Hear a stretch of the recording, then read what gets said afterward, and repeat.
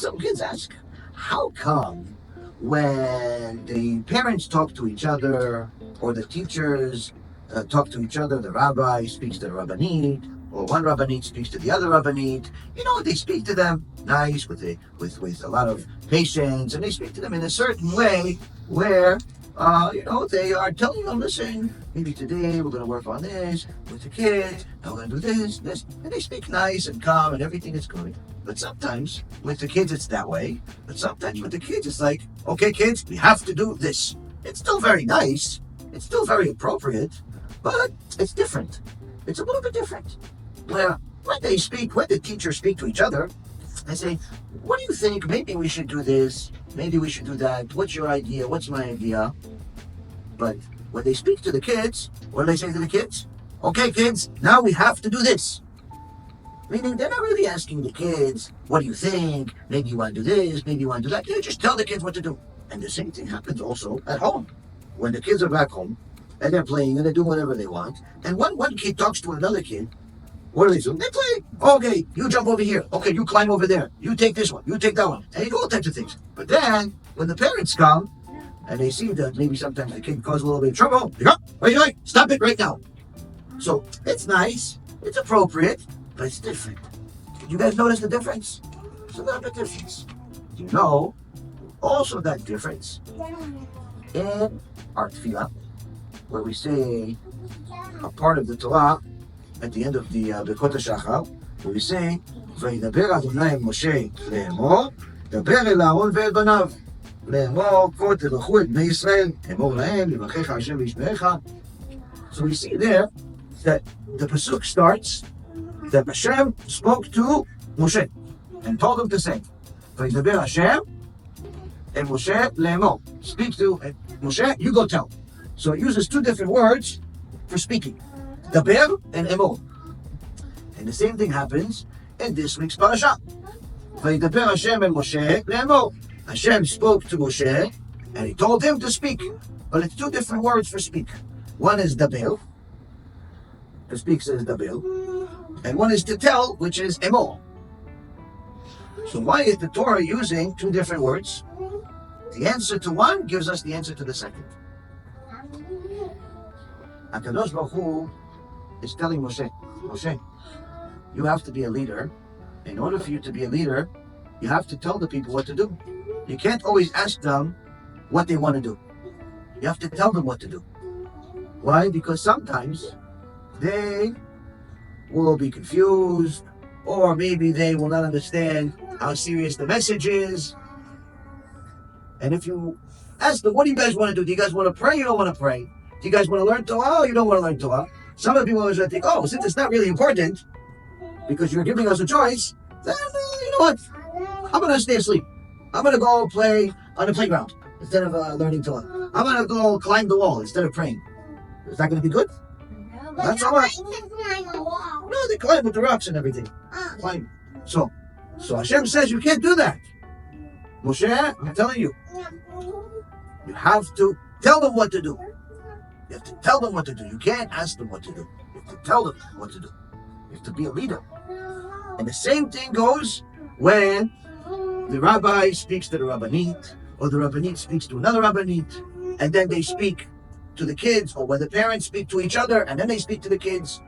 When the parents are speaking to each other, when the rabbis and the teachers are speaking to each other, they're saying, listen, what do you think we should do today with the kids to help the kids, to teach the kids, to make sure they have fun, to make sure they learn, to make sure that they're happy? What do you think? What do you think? Take this, take that. What do you think? What do you think we should do? Different ideas between the teachers, different ideas between the parents. But when they come to the kids, what do they have to do? They have to tell the kids what to do. They can't ask the kids what to do. They have to tell them what to do. Why? Because if the parents or the teachers come and they tell the kids, listen, today we have to pray. What do you think? Do you want to pray? Now, if the kids are tzadikim like you, then of course they're going to say yes, we want to pray. What if the kids are not tzadikim? What if the kids, Shem Erachem, not tzadikim at all? What if the kids don't want to, and they say, what did you say, teacher? We say, well, today we have to pray. Well, nah, I don't want to. I'm going to go to the playground instead. That's a problem. And then he's gonna go to principal. There you go, principal's office. Well, now you have yourself an answer for a question. If one kid is talking to another kid, it's one thing. If the teacher is speaking to the kid, many times the teacher or the parent has to tell the kid what to do and not ask him what to do in order for that kid to do the right thing, because sometimes they don't know. If they think they have a choice, they'll do sometimes the wrong choice. Now, where do we see this in the Torah? Do you know that this happened in the Beit HaMikdash? Did you guys hear about it? So there was a little girl named Miriam. Miriam from the house of BeEzrat. That was like the family name. And the Abba was a Kohen. He was a Kohen. He worked in the Beit HaMikdash. Every day, go to the Beit HaMikdash, bring korbanot, bring the sacrifices. Wonderful, right? Work in the Beit HaMikdash. Is there anything better than that? Nothing better than that. Now, problem is that when Miriam wanted to do something, she didn't always ask. She didn't always ask her parents, and she just went to do it. And sometimes she got in trouble. Now, when a kid does something not good, is the parent supposed to say, "Oh yeah, good job," or is the parent supposed to say, "Oh no, don't do that"? What do you think? Right? So if let's just say example. If the kid decides to do their homework, that's good, right? If the kid decides to pray to Hashem, that's good, right? If the kid is learning Torah, that's also good, right? But what if the kid decides to throw a rock at the window? Is that good? Yeah. Don't break the window, right? So obviously, They can break the window, I and know, it can make a big fire, or a person dies. Wow, damn, well, I don't believe it. It's not good then. So you agree that it's not good? Oh, so you agree, so. Let's just say the kid eats all their food and their lunch. That's good, right? The kid goes to sleep on time. That's also good. The kid gives respect to the parents. That's also good, right? But what if the kid decides to start drawing on the wall? Is that good? No! Okay, so you guys agree that it's not good. It's Okay. gonna turn red. It's gonna turn red, blue, green, all types of colors, gonna make the house look ugly, horrible thing. So if, another thing that Miriam was doing, so if let's say the kid is, let's say, helping their brother or sister, that's good, right? If let's say they're even teaching their brother or sister good things, that's good? It's very good. If let's say they're cleaning their room, that's good? Very good. That's very good. But if let's say they decided, they see their brother or sister, they look at them and decide, you know what, let me take the stick and pop them in the face. Is that good too? No! No, not good. No. Oh, so you guys agree that it's not good, right? It hurts. It hurts, right? Oh, Not good. Okay, so you guys agree. So that's what happened. This is the problem, guys. This is the problem with Miriam. Miriam from the house of BeEzrat. You can remember her, right? This was the problem with Miriam. Miriam would sometimes do good things and sometimes do not so good things. Sometimes she would go to sleep on time and eat her food and clean her room. And sometimes she would take the stick and knock her brother in the face. Or sometimes she would do all types of things. The problem is that her parents, where did her father work? Beit HaMikdash. So her parents didn't always, let's just say, tell her to do better. Sometimes our parents would say to her, listen, Miriam, be a good girl. All right. Miriam, what do you want to do today? Miriam would say, oh yeah, I want to play. And that was good. That was easy. But sometimes the parents said, well, what do you want to do today? And Miriam would say, I want to cause trouble.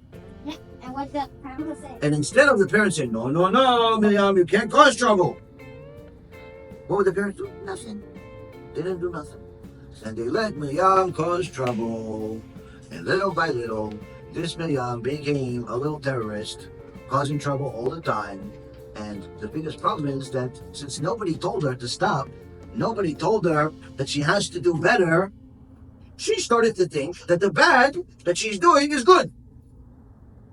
And even the good is good. She didn't care. She was doing whatever she wanted. Now you would think that once she grows up, she starts becoming good, right? Well, it didn't work out that way.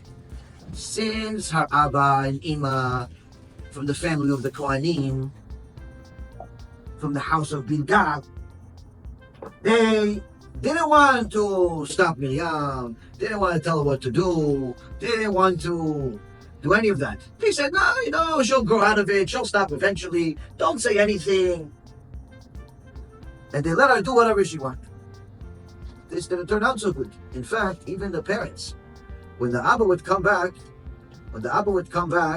from work in the Beit HaMikdash, instead of saying, wow, it was so beautiful, we're in the Beit HaMikdash, and we brought the Korbanot to Hashem, and a fire came from Shemayim, in the image of a lion, was a beautiful lion fire that burned the Korban, and then part of the Korban the Kohanim ate, or part of the Korban the people ate, all types of beautiful things. And there's different Korbanot. Sometimes it's a bull, sometimes it's a goat, sometimes it's a bread offering, or a micha offering of flour. And there was different type of bread. Some bread was kosher for Pesach, like a matzah, some wasn't. There's amazing things in the Beit HaMikdash.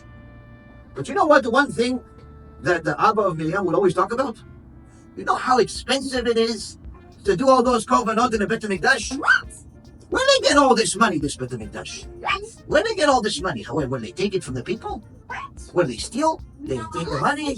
Maybe this, maybe. They always talk about the money of the Beit HaMikdash. They always talk about the money of the Beit HaMikdash.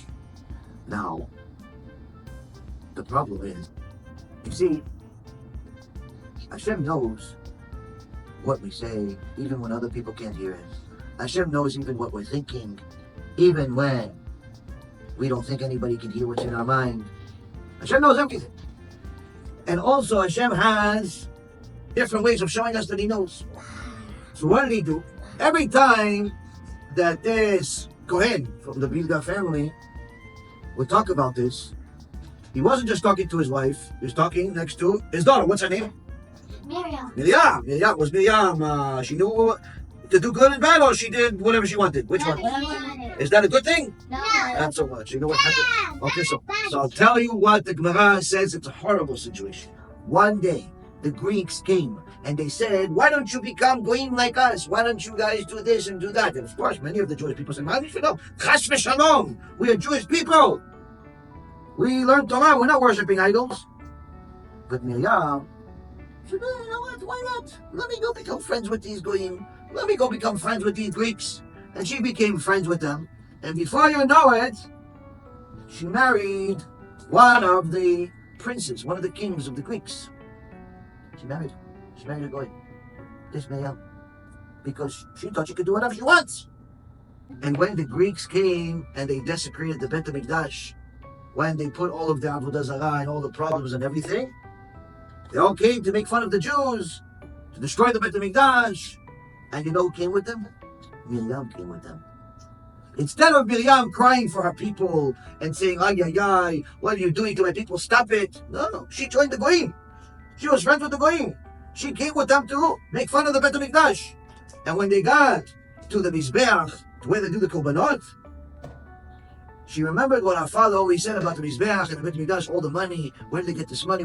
So she said, locust, how much money are you going to take from the Jewish people? What is locust?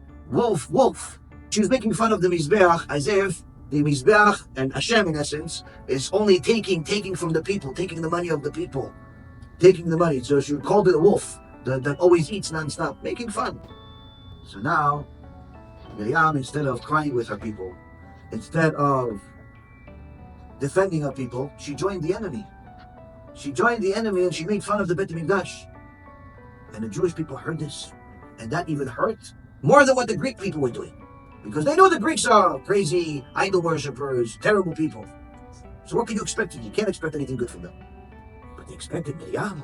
They came from the house of Kohanim. How can you say such a thing? Not only you married the Goy, but on top of it, you joined them to go against us. And to say such a thing about the Beit HaMikdash. He said, how could such a thing happen? Chachamim say, the child says what he hears at home. She didn't just come up with this idea by herself. She must have heard these terrible things in her house from her father and from her mother. She was given the permission to do whatever she wanted. And then she did whatever she wanted, which was wrong. This all is the fault of her parents. All of the fault of her parents. Because they didn't give her chinuch the right way. And Baruch Hashem, when HaKadosh Baruch Hu made the miracle at the time of Chanukah, remember the holiday of Chanukah? Where we defeated the Greeks, the Greeks. We defeated them. We got back our Beit HaMikdash. We got back everything. Now everybody goes back to working in the Beit HaMikdash. But what about the house of Bilgad, this Kohen with the daughter Miriam, a chutzpanit? What about her? So them, we close their room. They don't have all the equipment. They have to go borrow it from people. They have to always remember the horrible thing they did. Why? Since they did not teach their kids the right way at home, it ended up being a chilul Hashem later on. So that's why sometimes you'll hear that the teachers or the parents are talking to each other in one way, where they have more patience and they have more, they're asking what the teacher wants or what the parent wants, but when they talk to the kids, they have to tell them what they want. They have to tell them what to do. Why? Because if the parent is going to be a good parent, if the teacher is going to be a good teacher, they must tell the children what to do in order to teach the kids right is right and wrong is wrong. Meaning, this is the way you do the right thing, and this is, if you don't do it, what you're doing is wrong. Because if you don't teach the kids, chas v'shalom, they can become like Miriam, the chutzpanit. So we can't do that, right? You can't just do whatever you want.